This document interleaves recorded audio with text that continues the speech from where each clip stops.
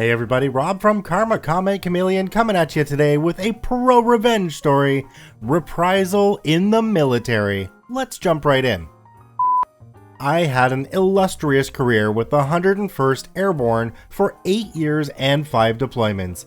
Eventually, I came down on orders to leave Campbell and got shipped to a toxic unit in Germany where I was the most decorated soldier there and had deployment stripes almost halfway up my arm. Doctor decides it's time for me to medboard due to some severe deployment-related injuries, and the unit put crosshairs on my back because I wasn't letting them wipe some dirty shit under the rug. Here's what happened. I had to file an Article 138 in order to bring an end to this nightmare. Sorry for the military jargon. If there's anything you don't understand, let me know and I'll explain it as best as possible. The basis for the Article 138 was reprisal for reporting that an E5 had threatened a junior enlisted member with physical force to the MPs after the unit tried to sweep it under the rug. He grabbed the soldier's neck and told him something along the lines of, "If I get any more from you, I'm going to knock your teeth down your throat," which in my books is not in any way living up to the values in the NCO's creed, and in no way should our junior soldiers be under this type of leader. I was not having it. It all blew up into a giant storm after they found out, and they immediately went into retaliation mode. Next thing you know, I have Article 15s coming at me from every direction, and eventually a chapter packet. They were going to try and railroad me out of the military, and I wasn't about to let them take my career away because I stood up for a junior enlisted and did what needed to be done. The unit hated me, and the good old boys club fired up its engines to turn everyone they could against me. They ostracized the shit out of me, and the first sergeant started holding formations just to talk about how the unit has some snakes in the grass and to not worry because we're gonna take care of them and get them out, all directly but indirectly focused right at me. My first line would ask me questions like, "So what are you gonna do in the civilian world after we kick you out?" They started making life difficult in as many ways as they could think of. I probably had about 9 or 10 combined hours of standing at parade rest getting provoked in my first line and first sergeant's office. They micromanaged the shit out of me every second of the day to ensure that I was both going crazy and didn't have time to seek outside assistance. They even stooped as low as to have one of the soldiers who lived in the same German town as I did spying on me. Unit was asking why I left my baby alone to go out and walk my dog. I didn't. My wife just wasn't working that day, unbeknownst to them. He was watching and reporting on me as a neighbor.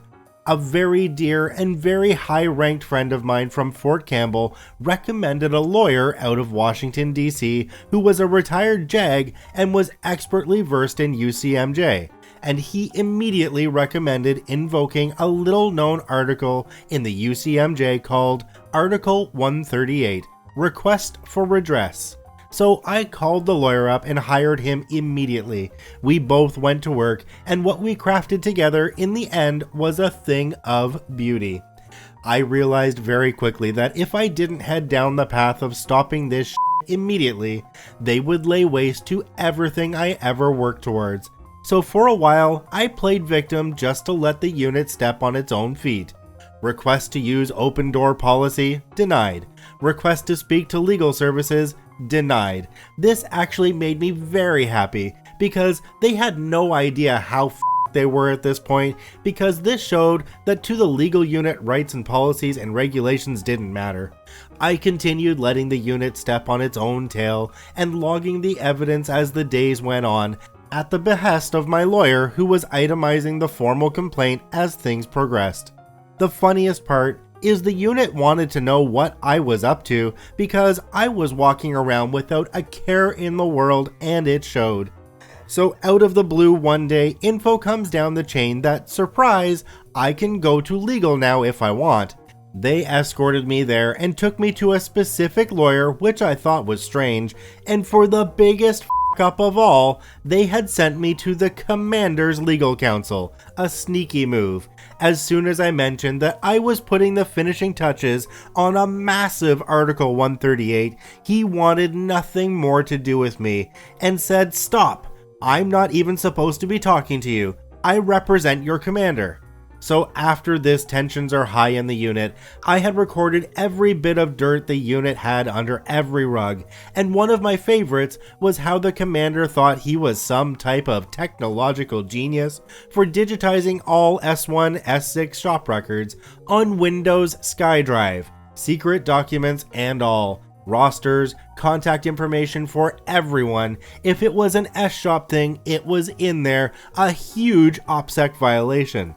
I made sure to include screenshots in my Article 138 that was already right around 4 inches thick. Even though the basis of the Article 138 was reprisal, this was just icing on the cake. That was just the tip of the illegal activity iceberg, but it was all notated in the Article 138 with times, dates, photographical evidence, witness accounts, the whole 9 yards, all chronologically ordered, collated, and itemized. The day finally came when it was time to serve the commander with the Article 138, and he tried to play it off and did the one worst things you can do to an Article 138. He ignored it. At the end of the 5-day grace period, he had to submit a written response to the complaint. I took the leash off my lawyer. I let my lawyer handle the rest, and he got the Article 138 on every desk of USA EUR Command before the end of the day. The fallout was a beautiful thing to watch. It got the commander relieved of command, and the first sergeant a letter of reprimand for his involvement. Basically a death sentence for an NCO career. My first line supervisor, one of the leaders of this catastrophe, got knocked back down to E5. And the E5 that this whole mess was over, I saw on my last day before I transferred out of the unit pulling CQ. As an E4, I had won. It was weird at first. I was a walking legend amongst the unit. What had happened had sent shockwaves across the unit in the form of whispers about what was happening to the command, and I had several people pull me off to the side, begging to know what had transpired.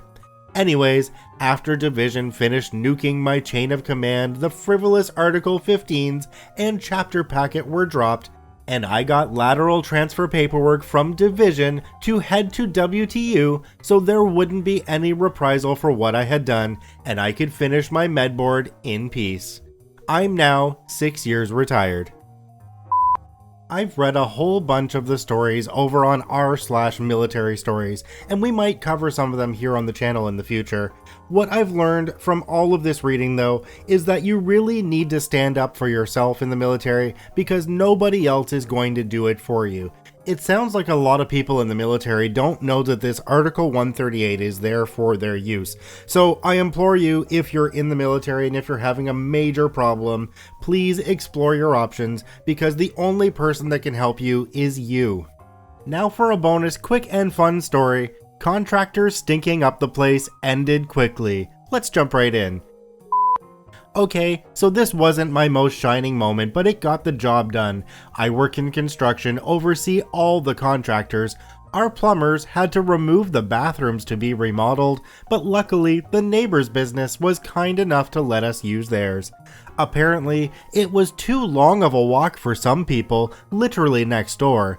Well, with no plumbing, one set of contractors had 2 buckets of water to clean up with. The building suddenly got a horrible pee smell. I think you know where this is going. Come to find out, 1 bucket was for cleaning, 1 for peeing. Had a meeting, called people disgusting, threatened to kick offenders off-site. It didn't stop, and although I had a good idea who it was, no proof. So when closing up, I donned my rubber gloves, poured the water bucket out, poured the pee bucket in the water bucket, filled pee bucket with water, and the problem has now been resolved. My job site is tolerable again. I want to thank both of the OPs for posting their stories to the Pro Revenge subreddit. You can visit them at the links in the description below. Please go there and give them an upvote. Once again, this is Rob from Karma Comment Chameleon saying thanks for watching. If you enjoyed the video, please hit that subscribe button, drop a like, and share it with your friends, and we'll see you in the next one.